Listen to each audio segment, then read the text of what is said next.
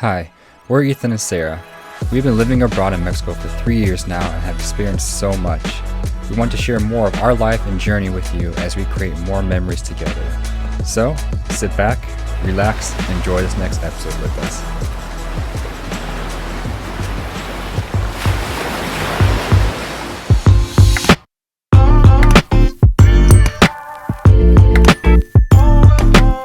What is up, everybody? Welcome back to yet another episode with us here in Mexico. And today we're talking about how much does it cost to actually live here in this country. And the 5 things we're going to be talking about are: 1, the cost of living here in a home; food; medical; phone; and transportation. And those will be the 5 things we talk about in this video. So let's dive into it. So the first topic is home and having a place to live. Now for us, we've been living now in Mexico for 3 years, and we have lived in 2 different homes during this time.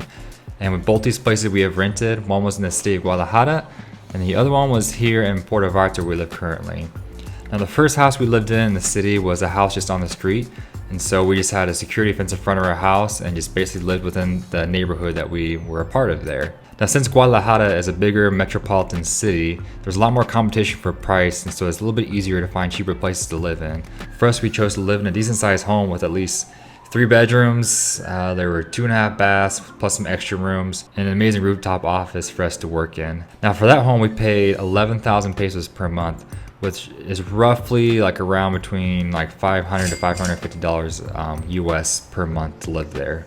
Now where we currently live here in Puerto Vallarta, we live in what's called a coto, which is basically just a gated community.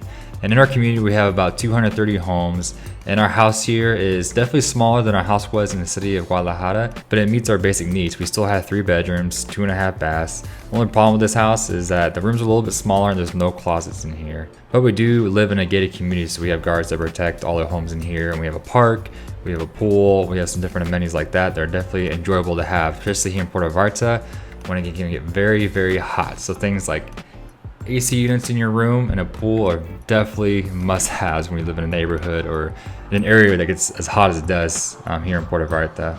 Now for this home, we pay just a little bit more per month. We pay 13,500 pesos, which is roughly 600 American dollars, depending on the value of the peso per dollar. Now, I have talked about in a previous video the difference between living on the street and living in a coto like we do now. So if you're interested where you should live or where you should rent, I encourage you to check out that video. The link will be provided below this one and hear what I explained about that situation as well. All right, the next topic is food. Now, how much does food cost here in Mexico? I think we hear all mixed kinds of ideas and opinions about how much food costs, and I'm just going to tell you our personal experience when it comes to purchasing food here in Mexico. Now, we'll say things like Costco and Walmart and other name brand stores like that, your price is pretty much the same as what you pay in the States. It's just how it goes with those bigger stores. Now, where you save your money at is shopping locally. So for us, we have a store that sells local produce and other great things like that, and at those kind of places, you're going to save a lot more money shopping from there. We can get tons of avocados and tons of mangoes or whatever kind of fresh fruit we want to buy, and it definitely costs a fraction of what it costs at a retail store. Now, I'm not saying it's like super cheap, but you are saving quite a bit by shopping there versus shopping at Walmart or places like Costco. So for us, we can get a couple bags of fresh fruit between $25 and $30 American dollars by shopping locally. Now obviously, if we go to Walmart or to Costco, we're going to be spending more for the same produce we're buying at the local store. But when we need to buy certain things like toiletry items or cleaning supplies for the house, those things we obviously still have to buy at like places like Walmart and Costco, and those are still costing about what they cost in the States. So in terms of eating out, it definitely depends where you go. If you go to local places once again to eat, you're gonna be saving a fortune. We love to go out for tacos and eat locally here and support the local businesses and their homes. And it is so cheap. We can definitely, both my wife and I, eat out and get a drink and several tacos for probably between 5 to 10 American dollars, and we can be completely full. So anyways, that's a general idea of what you can kind of expect with groceries, eating out, and shopping at like retail stores versus locally, and it kind of gives you a rough idea of kind of what to expect cost-wise. All right, the next topic is medicine.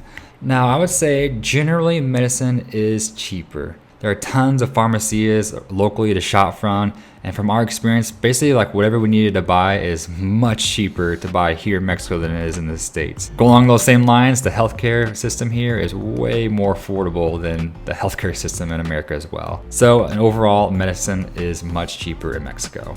Along with that, our cell phone plans are so much cheaper here in Mexico than in comparison to the States. Now we do own our phones, so we're not paying like a monthly plan to pay for our phone. So since we own our phones, we're able to just get a SIM card from a local shop. We use Telcel and put the SIM card in our phone, and then we can just recharge that at places called like OXXO, which are just local stores that are usually in junction with a gas station. But we have one really close to our house, so we'll walk over to OXXO.